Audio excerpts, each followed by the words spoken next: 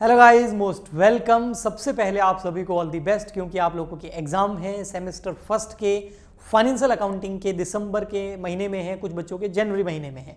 तो दिसंबर और जैन महीने में सेमेस्टर फर्स्ट के अंदर फाइनेंशियल अकाउंटिंग सब्जेक्ट के आपके एग्जाम है, तो उसके लिए आपको all the best. I hope आपने अच्छे से प्रिपेयर कर लिया होगा। आज के लेक्चर के अंदर मैं आपको दो चीज़ें बताऊंगा। फर्स्ट कि जो इसके इंपॉर्टेंट क्वेश्चंस हैं उसके बारे में हम चर्चा करेंगे, और इंपॉर्टेंट क्वेश्चंस कहाँ से मिलते हैं, और मैंने भी यहाँ पर कुछ टाइप करवाए हैं, ये आपको कैसे मिलेंगे। सेकंड में बात करूँगा कि फाइनेंशियल अकाउंटिंग जो है आप हमारे यूट्यूब चैनल से भी कर सकते हैं, उसकी प्लेलिस्ट हमने बना रखी है। सबसे पहले इंपॉर्टेंट क्वेश्चन की बात करूँ तो इंपॉर्टेंट क्वेश्चन वो होते हैं जो प्रीवियस ईयर में आए हुए होते हैं। अब आप बोलोगे सर हमारा तो सिलेबस चेंज हो गया। बेटा अकाउंट में क्या चेंज होगा? हो सकता है एक चैप्टर हटा दिया हो, एक चैप्टर डाल दिया हो, बस इससे ज़्यादा क्या होगा।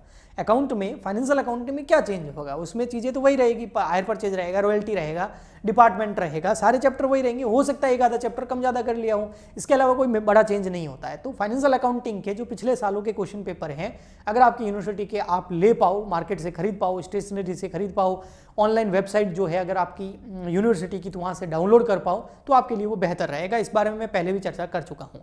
यहाँ पर मैंने भी कुछ यूनिवर्सिटीज़ के एक दो साल के जो है पेपर डाउनलोड किए, और उसमें से जो क्वेश्चंस थे आए हुए उनको मैंने टाइप करवा के आपके सामने यहाँ पर रखा है।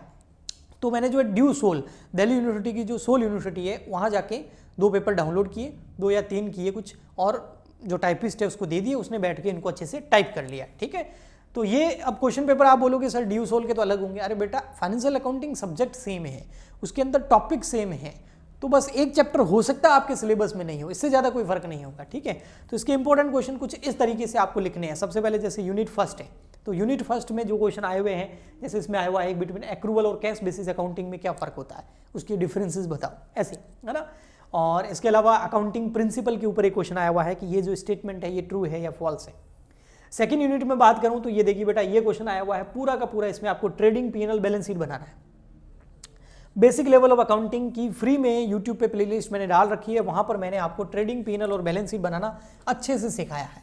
तो ट्रेडिंग अकाउंट, P&L अकाउंट और बैलेंस शीट बनाना है आपको इस क्वेश्चन के अंदर। ठीक है, मैं बता देता हूँ कैसे। ये देखो, ये पूरा डेटा दे रखा है आपको, एक तरीके से ट्रायल बैलेंस दे रखा है, इसकी हेल्प से जो है आपको ट्रेडिंग P&L बैलेंस शीट बनाना है, लेकिन एडजस्टमेंट भी है, तो ये विथ एडजस्टमेंट वाला है, तो अच्छा क्वेश्चन है ये। उसके बाद में एक क्वेश्चन आपको और देखने को मिल रहा है, यहाँ पर आपको इनकम एंड एक्सपेंडिचर अकाउंट बनाना है। Prepare income and expenditure account and balance sheet, यानी कि ये क्वेश्चन आया NPO से, accounting for non profit organization, है ना, तो वहाँ से ये क्वेश्चन आया है। तो ये आपको क्वेश्चन यहाँ पर मिल जाता है, आपको पता चल जाता है कि एग्जाम में किस तरीके से क्वेश्चन NPO से आता है, किस तरीके से question trading P&L balance sheet का आता है। एक और क्वेश्चन आया है, ट्रायल बैलेंस दे रखा है, यहाँ पर भी आपको ट्रेडिंग P&L बैलेंस शीट बनानी है, तो ये भी एक फाइनल अकाउंट विथ एडजस्टमेंट का क्वेश्चन आया हुआ है। तो आपको यहाँ से आइडिया लग जाएगा कि किस तरीके का क्वेश्चन एग्जाम में आता है। फिर उसके बाद में नेक्स्ट अगर बात करें तो यहाँ पर आपको क्वेश्चन दे रखा है डेप्रिसिएशन का, है ना। डेप्रिसिएशन में जो स्ट्रेट लाइन मेथड है और SLM मेथड है, उसका एक क्वेश्चन आपको यहाँ पर दे रखा है। ठीक है, नेक्स्ट है आपको सेकंड क्वेश्चन यहाँ पर दे रखा है रियलाइजेशन कॉन्सेप्ट। रियलाइजेशन कॉन्सेप्ट जो है वो हमारे पार्टनरशिप के अंदर आता है। उसके अलावा एबनॉर्मल लॉस कंसाइनमेंट अकाउंट में एग्जाम्पल सहित समझाता है, तो अगर आपके सिलेबस में कंसाइनमेंट अकाउंट चैप्टर है तो उसका क्वेश्चन है। और ऑब्जेक्टिव क्या है डेप्रिसिएशन प्रोवाइडिंग के, ये थ्योरेटिकल क्वेश्चन भी एक आया है। उसके बाद में आपको एक क्वेश्चन और दिख रहा है, इसमें आपको पूछा हुआ है रिसिप्ट एंड पेमेंट अकाउंट बनाइए और बैलेंस शीट बनाइए आप। इनकम और एक्सपेंडिचर अकाउंट दे रखा है आपको क्वेश्चन के अंदर, एडिशनल इन्फॉर्मेशन दे रखी है, आपको रिसिप्ट एंड पेमेंट अकाउंट बनाना है, यानी कि फर्दर NPO से क्वेश्चन है। फिर एक डेप्रिसिएशन का क्वेश्चन आपको और देखने को मिलता है, और मशीनरी अकाउंट उसमें बनाना है, डेप्रिसिएशन अकाउंट बनाना है। नेक्स्ट आपको यहाँ पर क्वेश्चन जो देखने को मिल रहा है ये है आपका इंश्योरेंस का, लग रहा है कंसाइनमेंट का, sorry, prepare of consignment account. अगर आपके सिलेबस में कंसाइनमेंट अकाउंट है तो ये उसका क्वेश्चन है। अगर कंसाइनमेंट अकाउंट नहीं है आपके सिलेबस में इस बार, तो ये क्वेश्चन आप नहीं करेंगे। ठीक है, फिर उसके बाद में आपको योगेश जिंदल लिमिटेड का एक क्वेश्चन दे रखा है, ये जॉइंट वेंचर का क्वेश्चन है। जॉइंट वेंचर भी एक चैप्टर है फाइनेंशियल अकाउंटिंग का, तो उसका क्वेश्चन दे रखा है आपको। फिर उसके बाद में आपको एक कंसाइनमेंट अकाउंट का और क्वेश्चन दे रखा है, जिसमें आपको कंसाइनमेंट अकाउंट, कंसाइनी अकाउंट और ट्रेडिंग एंड P&L अकाउंट बनाना है। फिर उसके बाद XY entered limited joint venture, वापस जॉइंट वेंचर का एक क्वेश्चन दे रखा है, और इसमें अंडरराइटिंग कमीशन वगैरह भी आपको निकालना है। नेक्स्ट आपको क्वेश्चन दे रखा है फिर हायर परचेज का। हायर परचेज काफ़ी सारी यूनिवर्सिटी के सिलेबस में होता है फाइनेंशियल अकाउंटिंग में, तो हायर परचेज का आपको क्वेश्चन दे रखा है, इसमें मशीनरी अकाउंट बनाना है और वेंडर अकाउंट बनाना है।